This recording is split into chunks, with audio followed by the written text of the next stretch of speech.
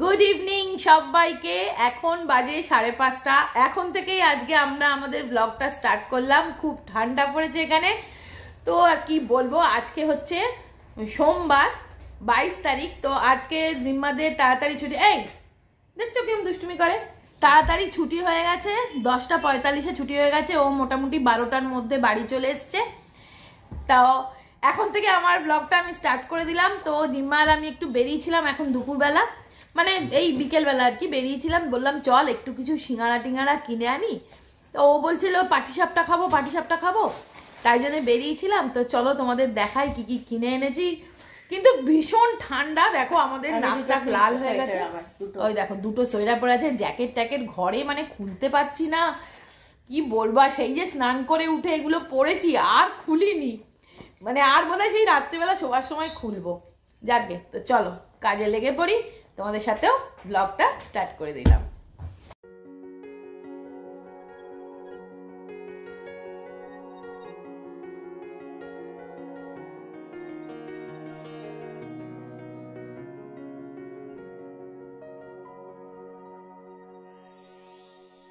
এনে ওর পাটিসাপটা খাওয়া হয়ে গেছে, এবার সিঙ্গাড়া। চলো দেখি। এই যে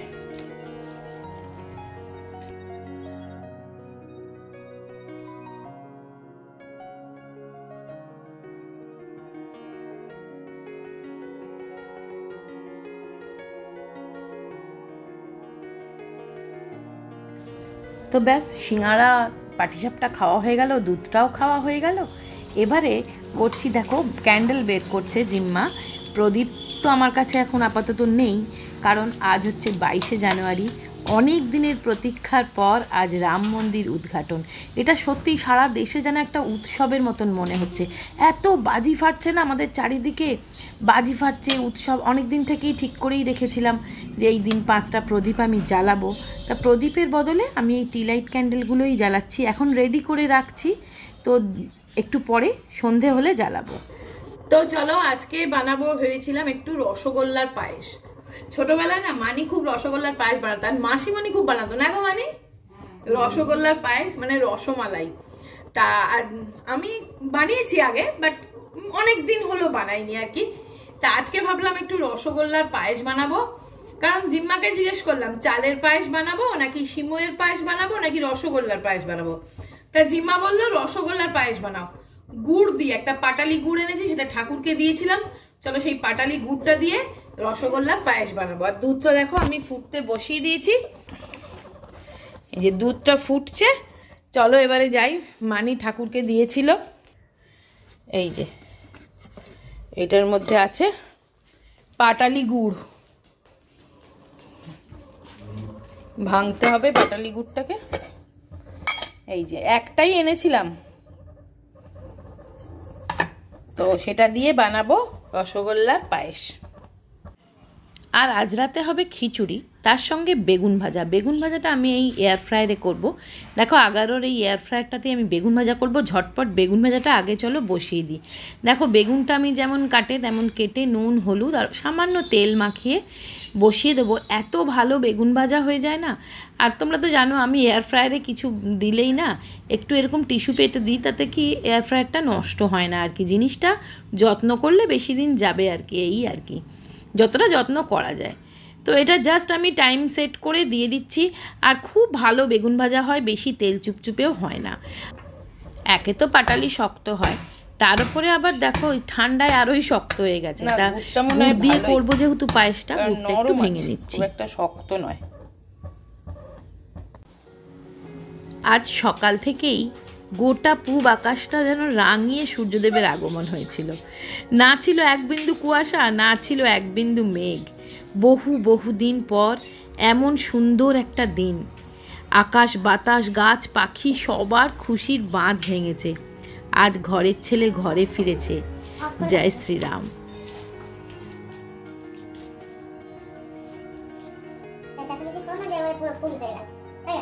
তো আমাদের রিচুয়ালস কমপ্লিট, ব্যাস।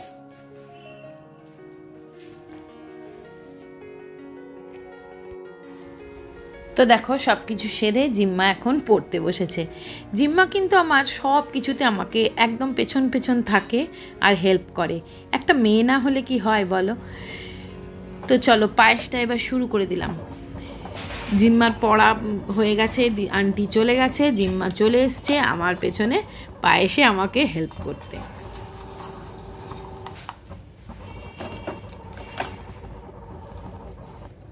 সরে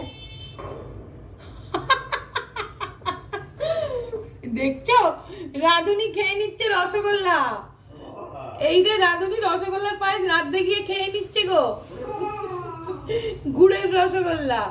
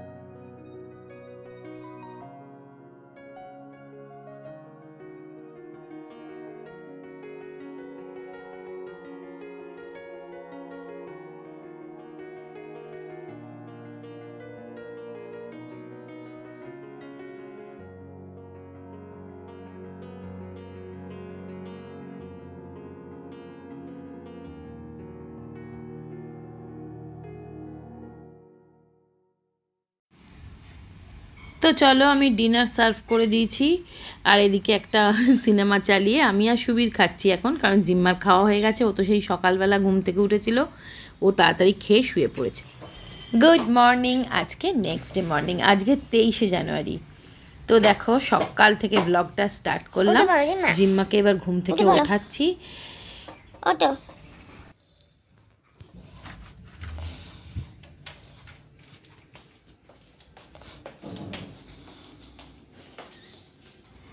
আজকে জিম্মার ছুটি, তো চলো সকাল সকাল, কিন্তু ওর আজকে পড়তে যাওয়া আছে সকালবেলা। আমি আগে উঠেই তো বাইরের লকটা খুলে দিলাম, দরজাটা। আর সুবীর আবার বাইরে চলে গেছে, তাই জন্য ও নেই। ও থাকলে ও সকালবেলা উঠে দরজাটা খোলে, মেন ডোরটা আর কি। এখন আমিই খুললাম, খুলে ফার্স্ট সব কিচেনের লাইট ফাইটগুলো জ্বালাচ্ছি। জ্বালিয়ে আগে বসাবো গরম জল, কারণ একটু গরম জল খাবো আর জিম্মাকে একটু গরম জল দেবো। তা সেটারই প্রিপারেশান করছি। তারপরে জিম্মা তো পড়তে যাবে, তার আগে ব্রেকফাস্ট, মানে ব্যাক টু ব্যাক কাজ তো লেগেই আছে।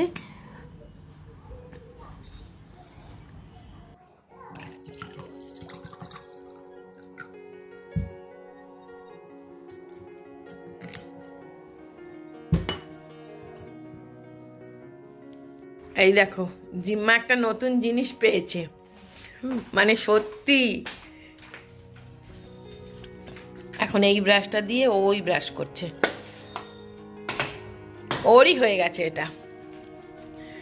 মানে অপেক্ষা করছিল আমি কবে ভিডিওটা আমার বানানো হয়ে যাবে আর ও নিয়ে নেবে এটা। দেখেছো?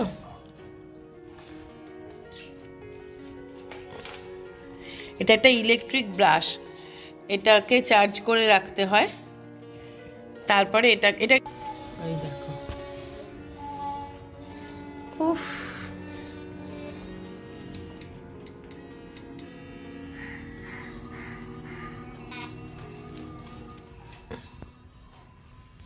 এই নে,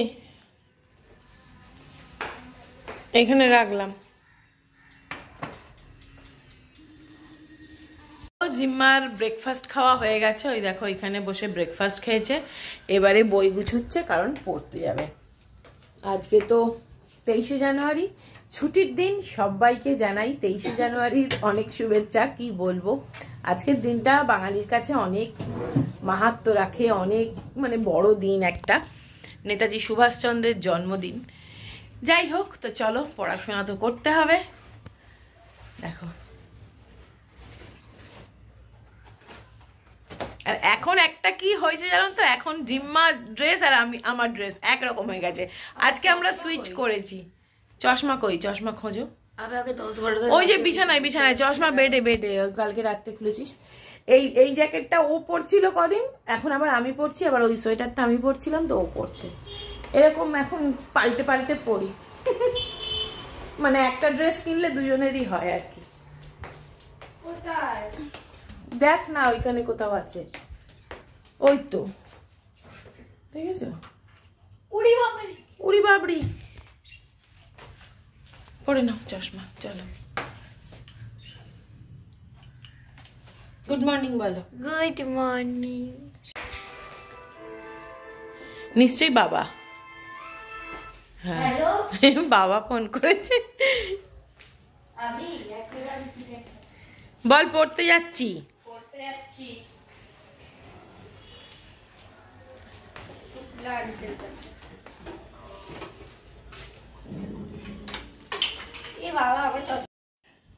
তো চলো এখন লাঞ্চ টাইম। দেখো ভাত বেড়েছি, আমি আর জিম্মা খাবো, মানির খাওয়া হয়ে গেছে। আজকে একদম সিম্পল লাঞ্চ, বেশি রান্নাও করিনি।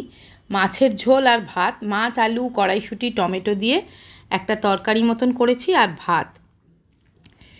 তো এখন হচ্ছে বিকেলবেলা, জিম্মাকে দুধ দিয়েছি। জিম্মা দুপুরবেলা একটুখানি পড়াশোনা করছিল বলে আমি আর কোনো রকম ক্যামেরা অনই করিনি। তো দেখো এখনও পপকর্নের ছবি দেখছে, বলছে এইটা বানিয়ে দাও। আমি বলছি আগে তুই দুধটা খেয়ে নে, তারপরে বানিয়ে দেবো। তো চলো আমি একটু এই ঘরে এসে তোমাদের সাথে একটু কটা কথা বলে নিই, কারণ জিম্মা ওই ঘরে পড়ছে, জিম্মা ওর রুমে পড়ছে, আমি আমার বেডরুমে রয়েছি। এখন ও শুনতে পাচ্ছে না, কেননা জানো তো এখন একটু আমি ব্লগটা কম করছি। তোমরা প্লিজ কিছু মাইন্ড করো না। তোমরা অনেকেই বলছো দিদি ভিডিও আসছে না। আসলে কি জানো তো, জিম্মার পরীক্ষা তো, ওই জন্য আমি একটু একটু করে যেটুকুনি ক্লিপিংস তোমাদের জন্য নিচ্ছি, একটু একটু করে ভয়েস ওভার দিয়ে তোমাদের সাথে জাস্ট শেয়ার করছি। দারুণ দারুণ ভিডিও কিন্তু আসবে, জিম্মার পরীক্ষাটা জাস্ট হয়ে যেতে দাও। তোমরা জাস্ট কমেন্ট করে আমাকে জানিও যে কি ধরনের ভিডিও তোমরা চাইছো। চ্যালেঞ্জ ভিডিও, ফুড চ্যালেঞ্জ, কি চ্যালেঞ্জ, কি ভিডিও তোমরা চাইছো সেটা তোমরা আমাকে কমেন্ট করে জানিও। আমি সব লিখে রাখবো এবং পরীক্ষার পরে আমি কথা দিচ্ছি প্রত্যেকটা তো মজাদার ভিডিও কিন্তু আসতে চলেছে। এই কদিন শুধু একটু আমাদেরকে এক্সকিউজ করো, জিম্মার পরীক্ষাটার জন্যেই আমি একটুখানি শুধু বেশি বেশি ব্লগ করছি না, জানো তো। এই এখন যেমন ধরুন আমি আস্তে আস্তে ঘরে এসে কথা বলছি, কারণ ও তো বাচ্চা মানুষ, তো ওর আমি ব্লগ করছি কথা বলছি শুনলেই না ও অমনি চলে আসবে, ওর মনে হবে কি যে আমিও গিয়ে একটু বেশ ক্যামেরার সামনে কথা বলি, সেই জন্যে। তো আজকের ভিডিওটা আমি এখানেই জাস্ট শেষ করে দিচ্ছি। সবাই খুব ভালো থেকো, সুস্থ থেকো, আনন্দে থেকো, অবশ্যই সাবধানে থেকো, আর কমেন্টস করতে ভুলো না। আর যারা আমার চ্যানেলে নতুন, চ্যানেলটা সাবস্ক্রাইব করে দিও। আজকের মতন বাই বাই।